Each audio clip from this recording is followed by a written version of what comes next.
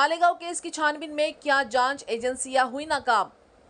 मालेगांव बम विस्फोट मामले में 17 साल के बाद एनआईए की विशेष अदालत ने सभी 7 आरोपियों को बरी कर दिया है।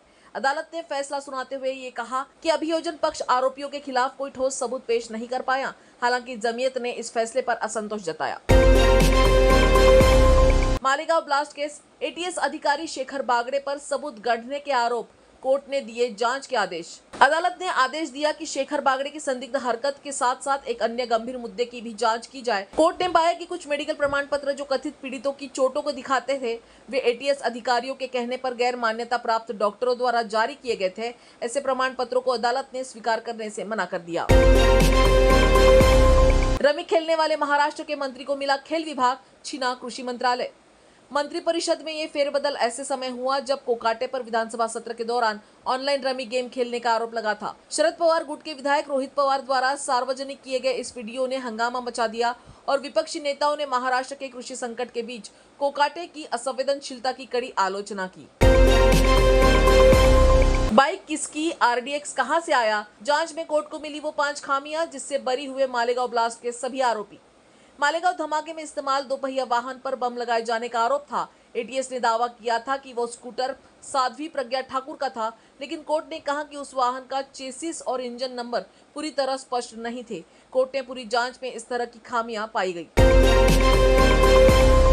एमसीए का बड़ा ऐलान, वानखेड़े स्टेडियम के पास क्रिकेट म्यूजियम में शरद पवार को मिला खास स्थान। मुंबई के वानखेड़े स्टेडियम में अगस्त के दूसरे पखवाड़े में एक ऐतिहासिक क्षण का गवाह बनने जा रहा है।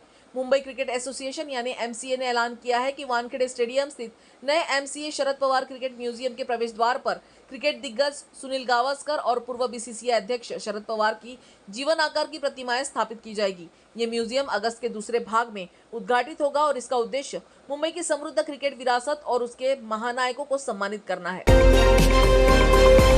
शालार्थ आईडी घोटाले में 2 शिक्षा अधिकारी गिरफ्तार, एसआईटी की बड़ी कार्रवाई। मुंबई में एक बड़े घटनाक्रम में महाराष्ट्र पुलिस विभाग ने राज्य भर में चर्चित शालार्थ आईडी घोटाले में पहली बड़ी कार्रवाई करते हुए राज्य स्तरीय एसआईटी विशेष जांच दल ने 2 वरिष्ठ शिक्षा अधिकारियों को गिरफ्तार किया है।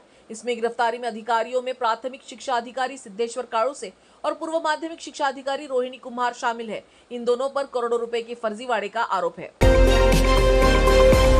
50 खोके एकदम ओके, एकनाथ शिंदे के खिलाफ नारा देने वाले पूर्व कांग्रेस विधायक बीजेपी में शामिल। जालना के कांग्रेस के पूर्व विधायक कैलाश गोरंट्याल ने गुरुवार 31 जुलाई को अपने समर्थकों सहित भारतीय जनता पार्टी में प्रवेश किया है। जब शिवसेना टूटी थी तो उस समय वो कांग्रेस के विधायक थे। उन्होंने ही 50 खोके एकदम ओके का नारा दिया था, जो महाराष्ट्र के सियासी गलियारों में बहुत पॉपुलर हुआ। ये नारा एकनाथ शिंदे और उनके गुट के विधायकों पर निशाना था।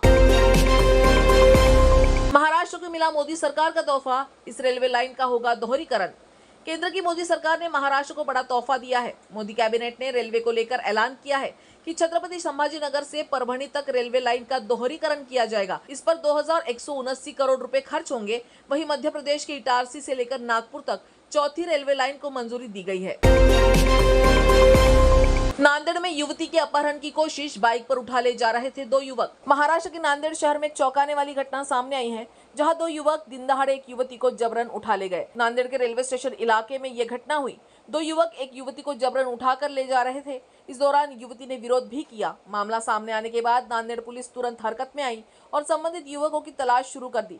पुलिस ने मामले की गहन जांच करी है। इस मामले में नांदेड़ पुलिस ने बताया कि लड़की को सकुशल रेस्क्यू कर लिया गया है। गंगा ब्रह्मपुत्रा जलमार्गों पर तेजी से हो रहा काम, निजी निवेश की वापसी से क्षेत्र में नई उम्मीदें। केंद्र सरकार की नदियों के जरिए परिवहन को प्रोत्साहित करने की योजना अब वास्तविक रूप लेती दिख रही है। देश में आंतरिक जल परिवहन को मजबूत बनाने की सरकारी पहल अब जमीनी स्तर पर शुरू हो रही है। इसमें विशेष रूप से गंगा और ब्रह्मपुत्रा नदियों पर आधारित जलमार्ग परियोजनाओं में निर्माण, ड्रेजिंग और माल ढुलाई संबंधी गतिविधियों में हाल के महीनों में उल्लेखनीय प्रगति देखी गई है।